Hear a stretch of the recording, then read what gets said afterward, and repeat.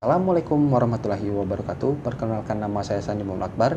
Di sini saya akan menjelaskan sedikit materi mengenai investasi.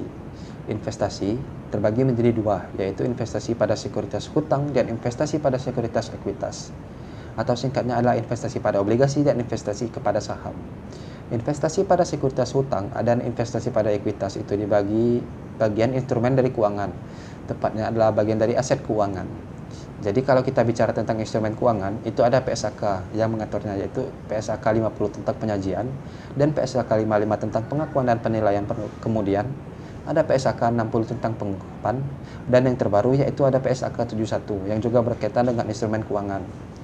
Di perusahaan manufaktur, di samping ia memiliki aset tetap dalam jumlah yang besar, ia juga memiliki aset keuangan dalam jumlah yang besar. Nah, aset keuangan ini bentuknya seperti apa aja sih?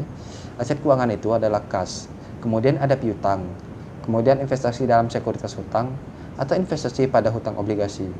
Investasi saham itu juga merupakan aset keuangan.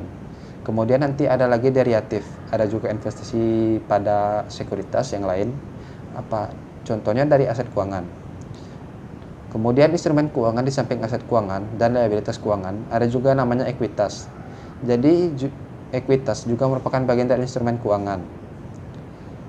Liabilitas keuangan juga akan ditemukan. Misalnya kita bahas tentang obligasi. Obligasi itu contoh liabilitas keuangan. Kemungkinan not payable atau long term not payable itu adalah contoh dari liabilitas keuangan. Jadi sekarang kita fokusnya kepada aset keuangan. Investasi itu merupakan bagian dari instrumen keuangan. Yang perlu kalian ketahui tentang aset keuangan ini adalah 4 kategori dari aset keuangan. Yang pertama adalah aset keuangan yang diukur dari nilai wajar melalui laba rugi. Yang kedua, yang kategorinya adalah aset keuangan yang dimiliki hingga jatuh tempo. Yang ketiga, long and receivable itu pinjaman atau utangan. Yang terakhir adalah aset keuangan tersedia untuk dijual atau available for sale. Nah, itu adalah kategori dari aset-aset keuangan. Kita akan membahas akuntansi untuk aset keuangan. Yang pertama adalah akuntansi terkait dengan akuntansi keuangan pada saat aset keuangan itu diperoleh. Jadi apa akuntansi terkait aset keuangan itu ketika aset keuangan itu kita peroleh. Yang kedua, bagaimana perlakuan akuntansi untuk aset keuangan ketika aset keuangan itu kita nilai. Maka kita mau menyajikan ke laporan keuangan. Kalau di buku Dwi Martani, dia mengelompokkan menjadi pengukuran saat perolehan awal. Kemudian yang kedua, pengukuran setelah pengukuran awal. Jadi beda antara pengukuran saat perolehan awal itu adalah bicara tentang pengukuran yang dilakukan perusahaan ketika aset keuangan itu diperoleh. Tetapi pengukuran setelah perolehan awal itu berarti perusahaan melakukan pengukuran untuk menentukan nilai aset keuangan yang disediakan dalam laporan keuangan. Kemudian juga akan dipelajari tentang bagaimana kalau aset ini misalnya investasi. Kalau kita membeli obligasi dari perusahaan lain, maka kita akan memperoleh pendapatan bunga. Nah, kita juga akan bicara terkait dengan pencatatan pendapatan bunga yang kita peroleh secara periodik. Nah, muncul pertanyaan, yaitu apakah kita bisa investasi ini kita jual? Jawabannya itu bisa. Namanya aset bisa kita jual. Investasi yang kita miliki itu bisa kita jual. Bagaimana perlakuan akuntansinya ketika investasi ini kita jual? Itu juga akan kita pelajari nantinya. Ketika aset keuangan ini kita peroleh, maka akan muncul pertanyaan. Kita akan mencatat aset keuangan yang kita peroleh itu sebesar apa? Maka jawabannya adalah kita akan mencatat sebesar harga perolehannya. Harga perolehan dari suatu aset keuangan atau suatu investasi keuangan itu apa? Semua biaya yang kita keluarkan untuk memperoleh investasi tersebut. Berarti ketika Anda membeli suatu investasi, maka ada biaya lain yang harus Anda keluarkan di samping harga beli dari investasi tersebut. Jadi kalau misalnya saya membeli suatu saham investasi seharga $1.000, saya juga akan mengeluarkan biaya lain sehubungan dengan memperoleh investasi tersebut. Misalnya biaya pialangnya atau komisi broker. Misalnya komisi broker yang saya bayarkan itu sebesar $10. Lalu pertanyaan berapa yang harus saya catat? Nah, kalau kategorinya adalah fair value, truth, profit or loss, securities atau aset keuangan, ini nilai berdasarkan dari nilai wajar melalui laba rugi, maka komisi broker $5 itu akan dicatat pada akun beban periode berjalan. Nama akunnya misalnya biaya komisi broker.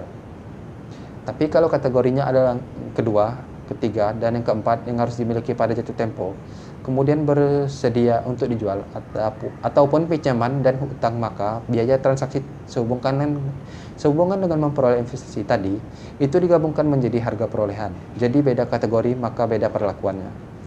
Pengukuran setelah perolehan awal. Kemudian berikutnya adalah pengukuran setelah perolehan awal.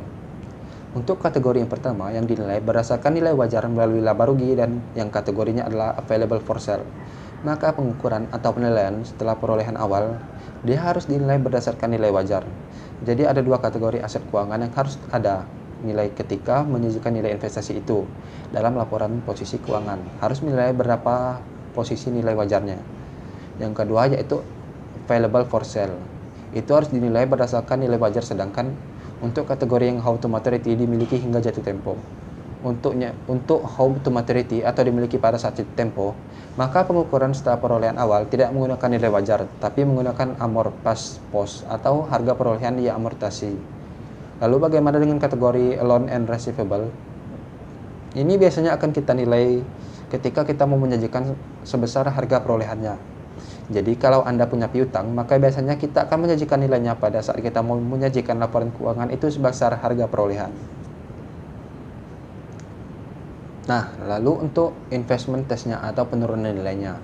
Suatu aset itu, aset keuangan atau aset tetap, pasti ada kemungkinan dia mengalami penurunan nilai aset. Lalu bagaimana dengan aset keuangan untuk penurunan nilainya? Kalau untuk kategori nilai yang pertama yang dinilai berdasarkan nilai wajar melalui laba rugi, maka penurunan nilainya secara otomatis mengikuti penurunan harga investasi tersebut.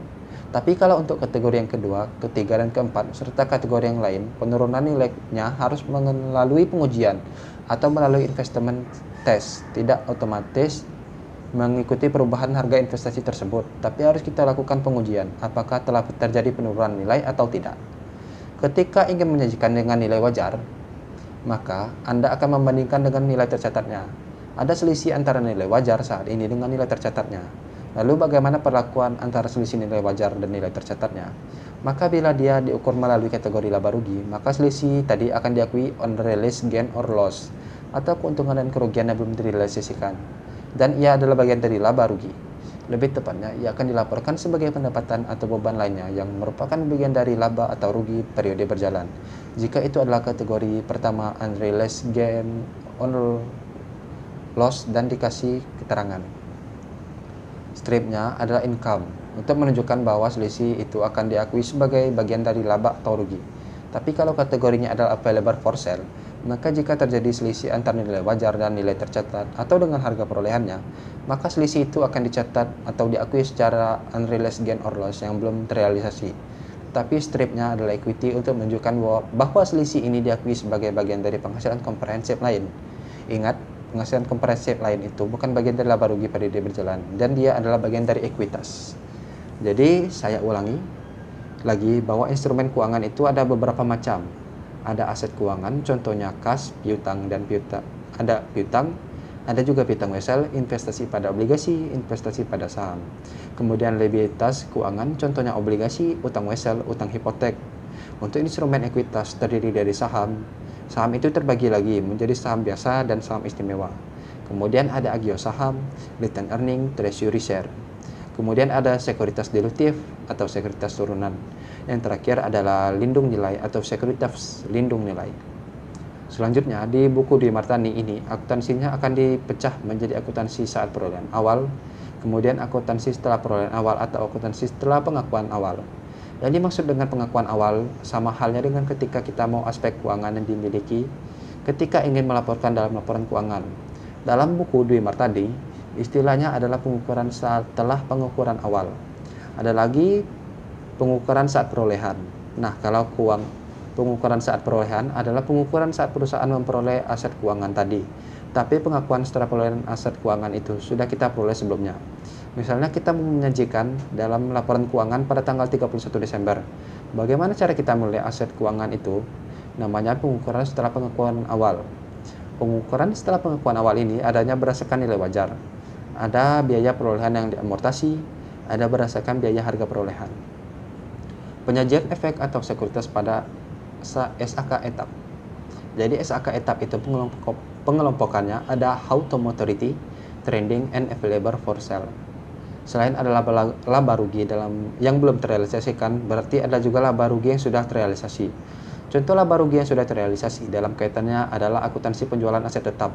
Misalnya di sini saya memiliki aset tetap yang nilai bukunya 100. Saya jual hari ini dengan harga 120, maka 20-nya akan saya akui sebagai keuntungan dari penjualan aset tetap, bukan keuntungan yang belum terrealisasi.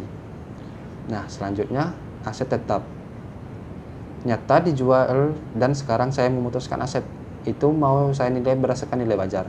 Maka saya akan melakukan yang namanya revaluasi aset tetap. Nilai tercatat aset tetap tadi adalah 100. Tetapi saya memutuskan bahwa aset tetap yang saya miliki ini akan dinilai berdasarkan nilai wajar. Nilai wajar dari aset tetap saya itu sudah naik menjadi 105. Maka selisih 5-nya itu akan saya akui menjadi unrealized keuntungan yang belum terrealisasi. Sekarang di mana letak bedanya? Karena waktu saya menjual yang selisih 20 itu saya akui sebagai keuntungan. Sedangkan kalau yang saya merevaluasi nilai aset saya berdasarkan nilai wajarnya, maka selisih sebesar 5 tadi akan saya akui sebagai unrealized gain, keuntungan yang belum terrealisasi. Karena ada yang pertama, itu saya sudah melakukan penjualan, sedangkan yang kedua, saya hanya menilai berdasarkan nilai wajarnya.